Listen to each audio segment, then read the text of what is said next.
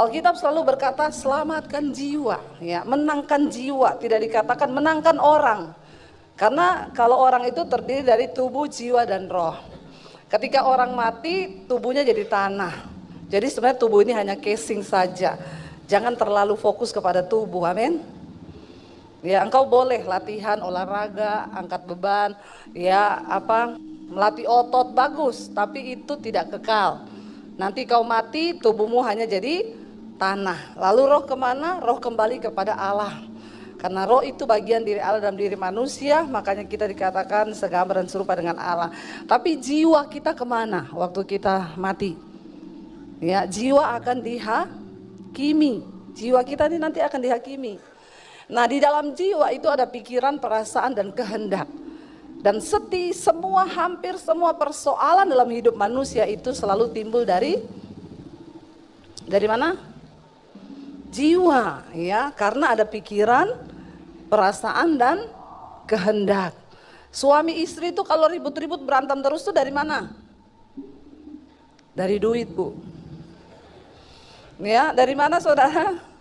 Dari jiwa, karena ada pikiran, perasaan, dan kehendak, ya, itu dari jiwa. Nah, saudara, kita sangat perlu sekali membahas tentang jiwa ini. Lalu kemarin anak-anak sekolah Alkitab itu saya kasih tugas, kalian cari di Alkitab, tokoh-tokoh Alkitab yang pernah mengalami tekanan jiwa yang begitu hebat. Dan setelah semuanya menjawab, ya, ada 28 anak, saya menemukan ternyata semua tokoh yang namanya tercatat di dalam Alkitab semua pernah mengalami tekanan jiwa. Ya, tetapi kita akan belajar hari ini tekanan jiwa yang seperti apa. Saya pengen kita baca dulu 1 Petrus 1 ayat 9. Kenapa saya merasa perlu menyampaikan ini?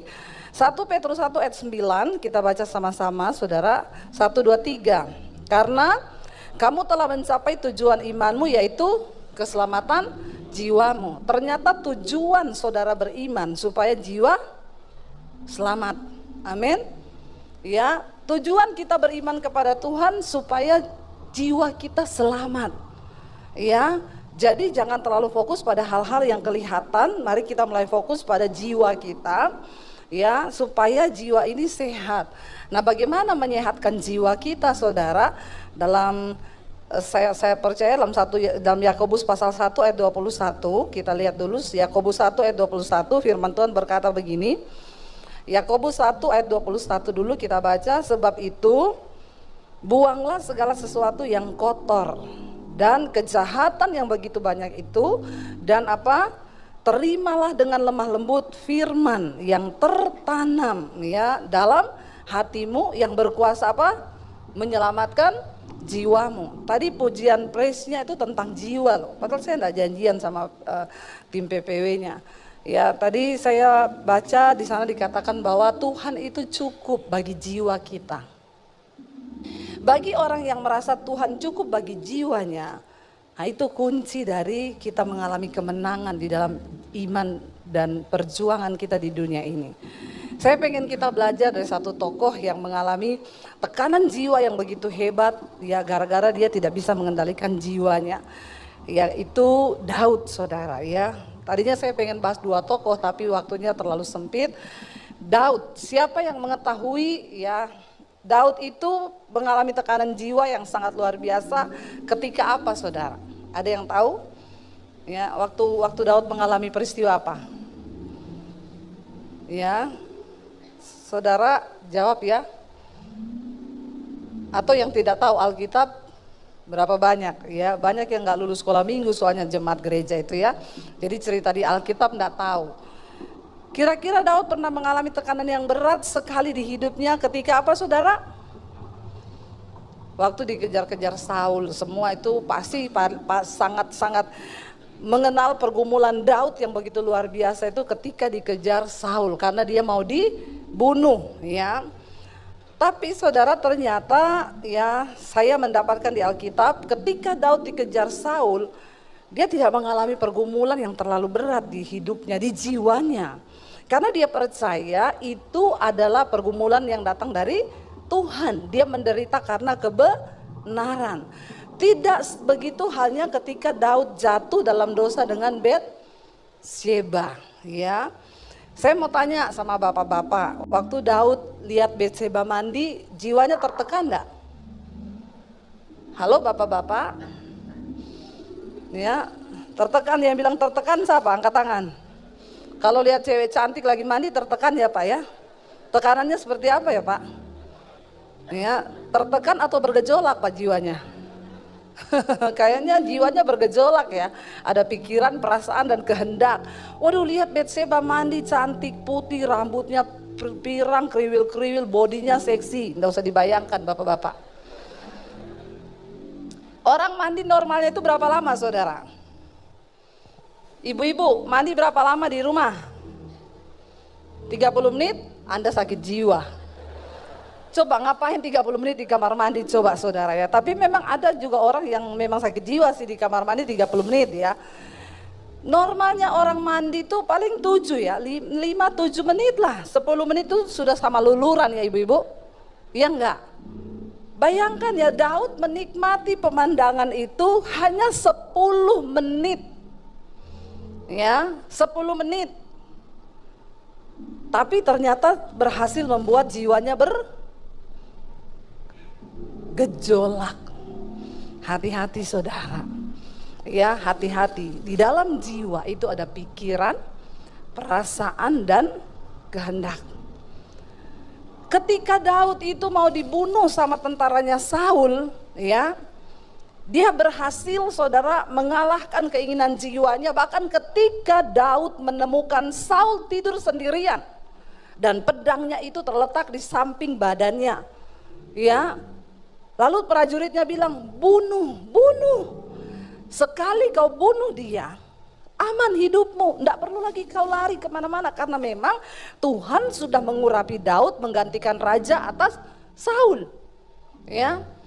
Tapi karena Daud itu punya takut Tuhan, dia bilang enggak, kalau Tuhan yang akan mengangkat aku menjadi raja, aku tidak akan mengotori tanganku dengan membunuh Saul dalam keadaan dia tidur. Biar Tuhan yang membuka jalan bagiku supaya aku dapat tahta kursi kerajaan.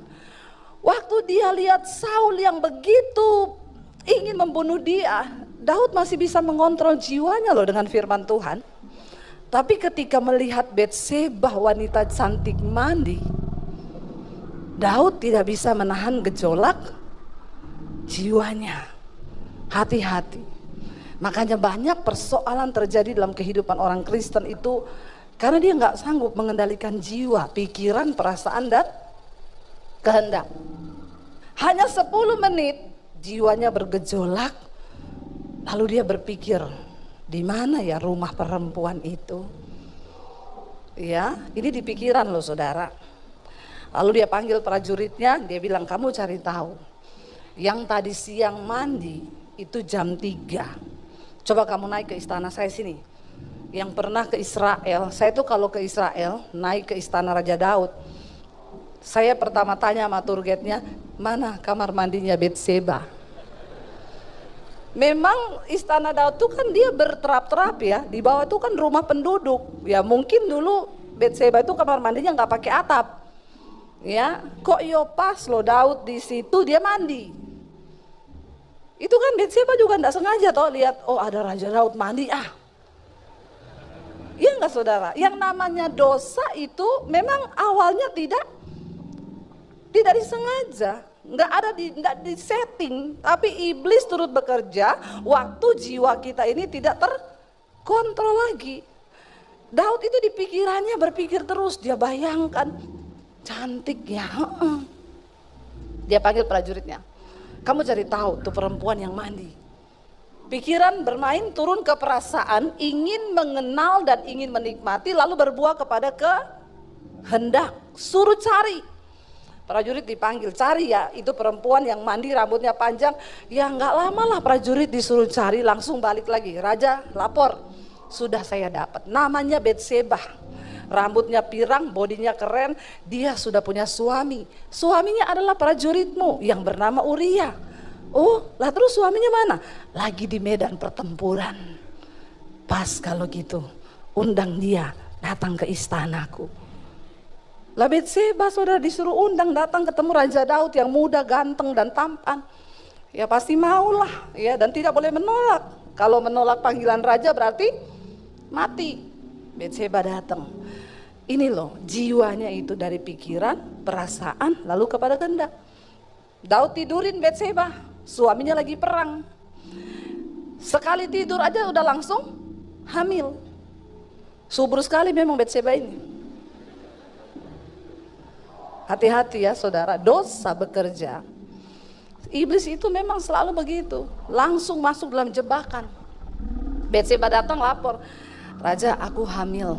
Aduh, yang tadi jiwa bergejolak menikmati dosa sesaat, mulai berubah jadi tekanan jiwa. Daud ngomong, aduh mati nih kalau sampai orang tahu dia hamil dengan aku nih raja. Dia ini istri prajurit. Tidak pantas, harusnya raja itu menghamili juga putri raja kan.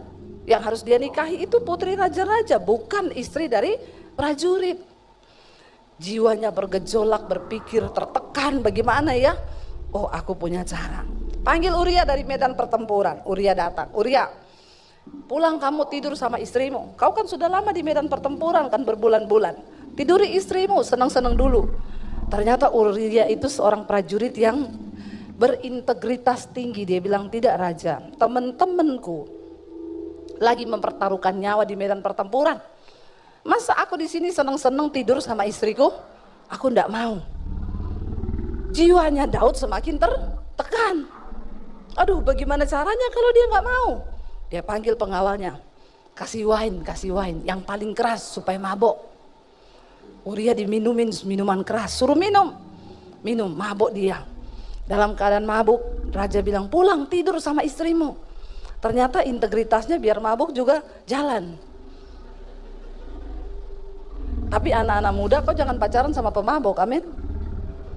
Kemarin ada satu anak muda cerita sama saya, Bu, dia punya pacar. Pacarnya itu baru lulus, merayakan kelulusannya mabok. Ya, di telepon nggak diangkat, yang angkat temennya. Gua yang angkat teleponnya pacarmu, kenapa? Dia lagi nggak sadarkan diri nih, mabok. Tapi kamu tahu nggak, sepanjang mabok manggilnya namamu terus. Ya, so sweet nggak? Pret. Ya, saya bilang itu berarti dia ingat kau kalau sadar dia enggak. Karena dia itu waras kalau mabok. Ya, jadi ada perempuan yang mau sama laki-laki mabok, hati-hati kau ya. Kecuali Uria. Uria mau dijebak sama Daud, dikasih mabok. Dalam keadaan mabok dia bilang, pulang kau tidur sama istrimu. Daud kepengen banget supaya Uria tidur sama istrinya, supaya kalau ketahuan hamil, Uria pikir dia yang tiduri kan.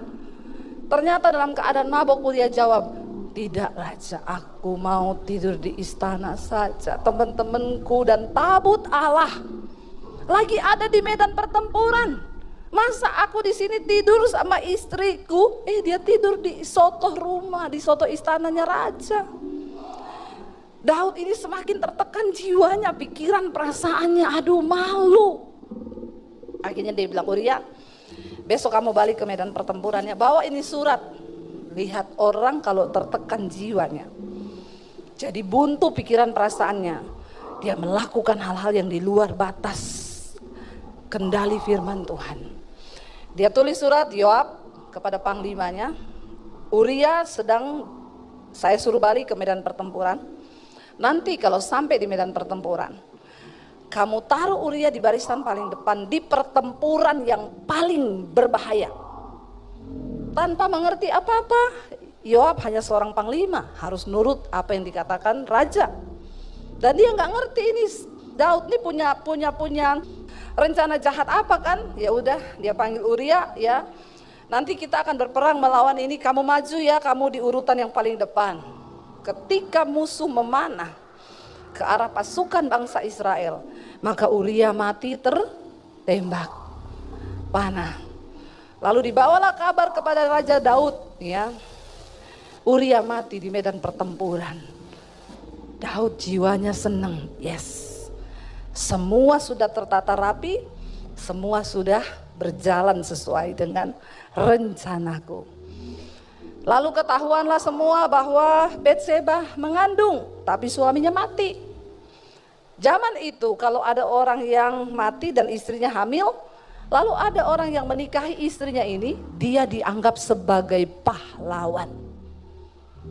Daud sudah melakukan kejahatan, dia nikahi Betseba di depan seluruh rakyat. Semua mengeluk-elukan dia, pahlawan yang luar biasa.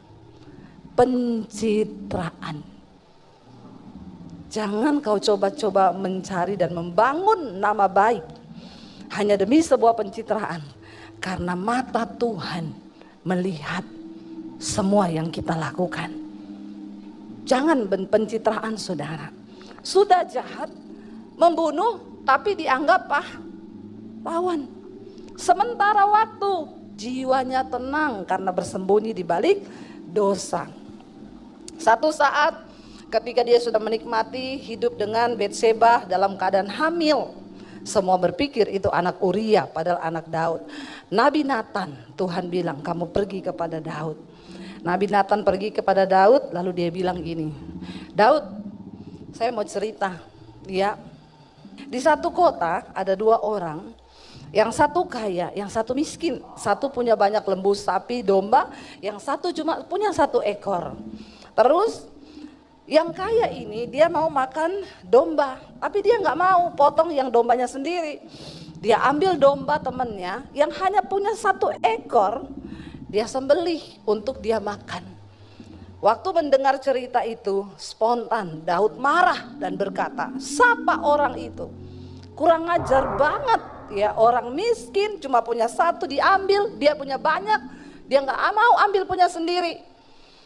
Lalu Nathan berkata, kamulah orang itu. Kamu bisa pilih perempuan mana yang kamu mau tiduri karena kamu raja. Tapi kenapa engkau ambil istri Uria dan engkau bunuh suaminya di medan pertempuran? Daud syok mendengar itu. Dengar saudara, dengar. Engkau bisa menyembunyikan dosa. Kau bisa sembunyi dari istrimu, kau bisa sembunyi dari suamimu, kau bisa sembunyi dari anakmu. Tapi kau tidak bisa sembunyikan itu dari mata Tuhan. Amin. Ya, karena mata Tuhan itu melebihi CCTV yang tercanggih. Saya bilang sama anak-anak sekolah Alkitab, jangan ada yang pacaran, jangan ada yang melakukan dosa. Ingat, mata Tuhan melihat hidupmu. Dan bukan hanya mata Tuhan, mata CCTV terpasang di mana-mana. Jadi CCTV pun melihat. Karena manusia sekarang lebih takut sama lebih takut CCTV daripada takut. Itu kan banyak beredar kan, mau curi HP begini toh, begitu lihat ada CCTV dibalikin. Ya, dia tahu nggak mata Tuhan melihat itu? Tahu, tapi kalau penghukuman dari Tuhan kan lama toh. Ya, nanti besok ketika kita dihakimi toh, kalau mata CCTV langsung kan dihakimi toh. Ya, bisa masuk kantor polisi. Jadi saudara, akhirnya Nathan berkata begini, kita baca 2 Samuel pasal yang ke-12. 2 Samuel pasal yang ke-12, di sana dikatakan, lalu berkat ayat 13 ya, ayat 13. 2 Samuel 12 ayat 13. Lalu berkatalah Daud kepada Nathan, baca bersama 1, 2, 3. Aku sudah berdosa kepada Tuhan. Dan Nathan berkata kepada Daud, Tuhan telah menjauhkan dosamu itu. Engkau tidak akan mati. Walaupun demikian, karena engkau dengan perbuatanmu ini telah sangat menista Tuhan, pastilah anak yang lahir ya, anak yang lahir pastilah anak yang lahir bagimu itu akan mati. Ingat, upah dosa itu maut. Jangan bermain-main dengan dosa saudara, karena cepat atau lambat upahnya pasti akan datang. Walaupun orang tidak ada yang tahu. Ya, nanti akhirnya hidupmu sial, terus hidupmu terkutuk, terus hidupmu itu menderita terus. Ya, makanya ayo kita bertobat hari-hari ini. Jiwa kita ini biar ya Tuhan, Engkau kuasai jiwa kami, pikiran, perasaan ini dengan firman Tuhan. Kalau ada dosa beresin cepat. Amin. Ya, supaya itu tidak berubah menjadi kutuk, karena Tuhan bilang anak itu pasti mati. Ayat 15 baca. Kemudian pergilah Nathan ke rumahnya dan dikatakan di sana ya, kemudian pergilah Nathan ke rumahnya dan Tuhan menulahi anak yang dilahirkan bekas istri Uria bagi Daud. Enggak dibilang istri Daud loh. Ya, Tuhan tetap ingat loh. Firman Tuhan menulis ya, yang dilahirkan bekas istri Uria bagi Daud. Ya, dikatakan di sana sehingga anak itu sakit. Lalu Daud memohon kepada Allah karena anak itu ia berpuasa dengan tekun, dan apabila ia masuk ke dalam semalam-malaman ia berbaring di tanah. Maka datanglah kepadanya para tua-tua yang di rumahnya untuk meminta ia bangun dari lantai, tetapi ia tidak mau. Ya, ia juga tidak makan bersama-sama dengan mereka. Ketika Daud dikejar Saul, Alkitab tidak mencatat dia berkabung, dia puasa, dia tidur di tanah. Enggak. Karena Daud tahu itu penderitaan karena kehendak Tuhan. Memang dia sedikit tertekan, tapi dia masih oke. Bahkan ketika dia punya kesempatan untuk bunuh Saul, dia tidak melakukan itu karena jiwanya dikendalikan oleh Tuhan, perintah Tuhan. Tapi ketika dia menderita karena dia itu bergejolak jiwanya dan karena kesalahannya, lihat baik-baik, dia mengalami sebuah penderitaan dan tekanan jiwa yang begitu hebat, sehingga Alkitab berkata dia berpuasa, saudara, dia berkabung, dia tidur di tanah. Sampai para tua-tua datang membujuk dia, kamu jangan tidur di tanah, ayo raja tidur di tempat tidur. Tidak mau. Dia sangat tertekan karena dia tahu dia sudah berdosa kepada Tuhan dan anak itu akan mati. Lalu dikatakan di sana ayat 18. Pada hari yang ketujuh maka apa? Matilah anak itu, dan pegawai-pegawai Daud takut memberitahukan kepadanya bahwa anak itu sudah mati. Sebab mereka berkata, ketika anak itu masih hidup saja kita ini telah berbicara kepadanya, tetapi ia tidak menghiraukan ya perkataan kita. Bagaimana kita dapat mengatakan kepadanya anak itu sudah mati? Jangan-jangan ia akan mencelakakan diri. Karena mereka melihat Daud dalam keadaan yang begitu tertekan, sampai mereka itu bilang, gimana ya kasih tahu ya, takutnya nanti dia malah bunuh diri loh kalau tahu anak itu mati. Karena itu sebuah pergumulan, tekanan yang begitu luar biasa bagi Daud. Lalu ketika mereka lagi berbisik-bisik, Alkitab berkata, ya Daud melihat itu 19. Ketika Daud melihat bahwa pegawai-pegawainya berbisik-bisik, mengertilah dia bahwa apa? Anak itu sudah mati. Lalu Daud bertanya kepada pegawai-pegawainya, sudah matikah anak itu? Jawab mereka, sudah. Lalu Daud bangun dari lantai, ia mandi dan berurap dan bertukar pakaian. Dan dikatakan sana ia apa? Masuk ke dalam rumah Tuhan dan sujud menyembah. Saudara ya, ketika engkau mengalami tekanan yang begitu hebat, jangan lari, cari Tuhan. Cari Tuhan. Ya, datang kepada Tuhan. Bahkan ketika Daud itu menerima semua pesan dari Nabi Nathan, kita lihat Mazmur 51, saudara. Mazmur 51 kita lihat bersama, dikatakan di sana Mazmur 51 untuk pemimpin biduan, Mazmur dari Daud. Di sana dikatakan apa? Ketika Nabi Nathan datang kepadanya setelah ia menghampiri Betsheba. Inilah pergumulannya Daud ketika dia berdoa puasa kepada Tuhan. Ternyata dia berkata begini, saudara, kasihanilah aku ya Allah, menurut kasih setiamu, hapuskanlah pelanggaranku menurut rahmatmu yang besar.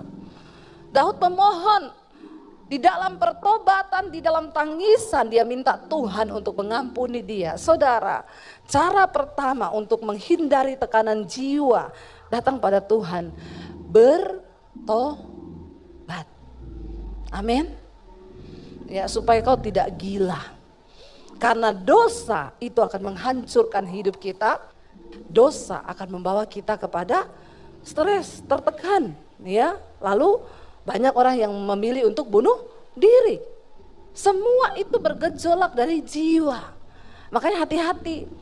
Pastikan hari ini pikiran, perasaan dan kehendakmu kudus. Ya, makanya tadi di Yakobus dikatakan terimalah dengan lemah lembut firman yang berkuasa untuk menyelamatkan jiwamu. Biar jiwa kita dikendalikan oleh firman Tuhan. Pikiran kita diisi oleh firman Tuhan. Alkitab berkata, pikirkanlah semua yang kudus, yang suci. Pikirkan semua pikiran Kristus. Jangan izinkan sekalipun. Ya, kenapa orang akhirnya tertekan? Karena pinjol. Ya, enggak usah angkat tangan yang terlibat pinjol di sini. Kenapa saudara? Itu semua dari jiwa, kepengen. Ya, ingin beli barang sesuatu padahal kemampuan itu tidak ada. Ingin menikmati sesuatu, duitnya enggak ada, akhirnya utang. Ya, utang demi utang terlilit. Semua tuh datang dari jiwa. Makanya kita harus punya jiwa yang sehat, yang dikontrol oleh firman Tuhan. Banyak orang Kristen sakit jiwa nih. Banyak loh saudara. Akhirnya marah-marah, sensi, tersinggung dikit marah, ya, tersinggung dikit kepahitan, tersinggung dikit pindah gereja, ya, pindah rumah, pindah istri. Ya, jangan saudara, ya nanti kau pindah ke alam maut ya. Kalau kebanyakan sakit hati, ya lihat orang gak senyum, marah, lihat begini stres. Itu ciri-ciri sakit jiwa loh, tapi masih stadium awal. Ya, kalau sudah korslet itu lari-lari di jalan. Itu bukan gila, itu korslet jiwanya. Makanya saudara, mari kita kendalikan. Daud datang, dia tersungkur kepada Tuhan dan dia bilang, Tuhan, ampuni kesalahanku. Ya, sebab aku sendiri sadar akan pelanggaranku dan aku senantiasa bergumul dengan dosaku. Tapi ada orang yang tidak sadar dengan pelanggarannya. Tiap hari marah-marah, di rumah marah-marah sampai istrinya enek, anak-anaknya juga enek lihat dia. Bapak-bapak jangan kau marah-marah terus di rumah ya. Kau menjadi bapak-bapak yang membawa roh kuda merah. Kata kitab Wahyu. Ya, apa itu roh kuda merah? Roh pencabut damai sejahtera. Ya, jadi kalau ada orang yang marah-marah, dikit-dikit marah, dikit-dikit stres, itu dihinggapi roh kuda merah itu. Kau harus bertobat, jiwamu itu harus sehat. Kita nih kalau jiwa sehat saudara, biar orang bikin kita tersinggung, orang kata-katain kita itu kita gampang aja. Ya, langsung enggak apa-apalah ya. Namanya juga manusia ya. Saya tuh ya sekarang jiwa saya sudah lebih sehat. Dulu saya juga kalau dikata-katain orang, apalagi kan ya kita begini sekarang ya udah di Instagram saya di mana itu kan kadang ada loh orang yang komen-komen, ya Allah pendeta bacot lu. Ada saudara, ada banyak. Dulu saya waktu masih sakit jiwa, saya balas ya, saya balas, lu yang bacot. Lama-lama suami saya tuh bilang gini, say, itu kan yang komen orang sakit jiwa, kenapa kamu juga ikut sakit jiwa? Saya bilang iya ya, kok saya juga ikut sakit jiwa. Ya sekarang ya sudah saya diemin aja, paling saya balas Tuhan memberkati. Kalau masih bacot lagi saya blokir. Istilahnya kan ini rumah saya, kenapa kamu bertamu nggak tahu diri di rumah saya ya? Tapi tidak terpancing lagi, dulu sampai nggak bisa tidur loh. Ingat-ingat tuh orang ya, siapa ya dia tuh pakai akun palsu. Saya loh bisa loh gitu dulu. Ya, tak cari tahu siapa ya. Kalau perlu telepon polisi ya, suruh cari tahu lacak di mana. Gila nggak saya? Kita mau layani orang gila kan ya, tambah gila ya kita ya. Bener nggak? Ya jadi ya ayo kita punya jiwa yang waras. Ibu-ibu, kalau suamimu di rumah emosian terus, dia lagi sakit jiwa. Ya. Jadi tolong dimaklumi, jangan kau terpancing juga untuk sakit. Kalau sekarang suami marah-marah bilang aja, Pak, jiwamu sakit loh. Ya, isi dengan firman Tuhan, ya. Bilang aja sama dia, saya nggak mau ikutan sakit jiwa, ya. Mending saudara nyanyi-nyanyi. Hari-hari ini benar saya mau bilang, kenapa saudara? Karena nanti kalau kita mati, jiwa ini yang akan menghadap Tuhan, dihakimi. Makanya Yesus berkata, jangan kamu takut kepada orang yang hanya berkuasa membunuh tubuh, tapi takutlah kepada Tuhan yang berkuasa membunuh jiwamu di dalam neraka. Amin. Jangan biarkan jiwa kita bergejolak. Daud berkata, aku menyadari akan pelanggaranku dan aku senantiasa bergumul dengan dosaku. Jangan tunggu kau jatuh lebih jauh. Hari ini kalau saudara terikat dengan dosa, sebelum dosa itu berbuahkan maut, bertobat. Bergumul dengan dosamu. Aduh, aku ini berdosa loh, ya. Sadari semua. Ya, kalau dosanya apa? Aku ini kok marah-marah terus dalam nama Yesus. Tengking itu roh kemarahan, jiwaku harus sehat. Kalau saudara ya berdosa apa? Melakukan persinahan, selingkuh atau homo atau lesbi. Ya, itu juga sakit jiwa itu. Ya, dan itu sudah mulai masuk stadium 3. Ya, hati-hati saudara, hati-hati ya. Gereja mengasihi orang berdosa. Gereja tidak boleh menolak orang yang berdosa karena katanya gereja ini bengkel. Tapi selama dia mau diperbaiki, silakan. Tapi kan banyak orang itu tidak mau diperbaiki. Yang homo-homo terus, yang lesbi-lesbi terus, ya. Lalu dia bilang aku dihakimi. Masih bagus kau dihakimi manusia, jangan tunggu dihakimi Tuhan. Kalau malaikat udah malas juga lihat kau, dipanggil kau pulang. Ya, karena di gereja sudah nggak bisa dibenerin. Bertobat, sadari kemalanganmu, tangisi dosamu dan datang kepada Tuhan. Kalau perlu hubungi pendeta yang engkau percayai. Telepon saya juga enggak apa-apa. Ya. Benar, saya banyak sudah melayani yang homo-homo begitu, Saudara. Bahkan Bu Debi, terima kasih. Sekarang saya sudah menikah. Saya tanya, istrimu cewek atau cowok? Cewek, Bu, cewek, puji Tuhan. Saya sudah dipulihkan, Bu. Dan saya sudah cerita semua masa lalu saya dan dia mau memaklumi. Oh, puji Tuhan ya, iya Bu, beneran. Ya dulu dia telepon saya, Bu saya homo Bu, apa yang harus saya lakukan? Kau bercermin ya, lihat dirimu di kaca ya. Terus tengking itu homo dari dirimu. Ya, iya perkatakan namamu siapa coba? Ucapkan aja. Nama yang enggak ada di sini siapa ya? Joko ya, Joko. Saya takut salah nama nanti. Ya, Joko, jadi kau lihat dirimu di kaca, kau tengking dalam nama Yesus. Joko, kau laki-laki. Kau bukan homo, tidak boleh ada roh bencong di dalam dirimu. Amin. Tengking, berapa hari kemudian dia bilang, Bu, saya kalau nengking itu kok pengen muntah ya. Nah, terusin, itu berarti setannya mau keluar. Ya, terusin. Iya saudara, lama-lama dia bertobat loh.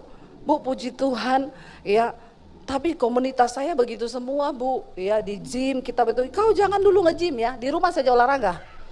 Karena walaupun kau rasa kuat, nanti kau pergi ke tempat begituan, terjangkit lagi. Anda harus tahu diri Anda loh sendiri. Kalau saudara tahu saudara homo, jangan pergi di pergaulan yang seperti itu. Makanya gereja, mimbar gereja ini harus bebas dari homo-homo, dari lesbi-lesbi, amin.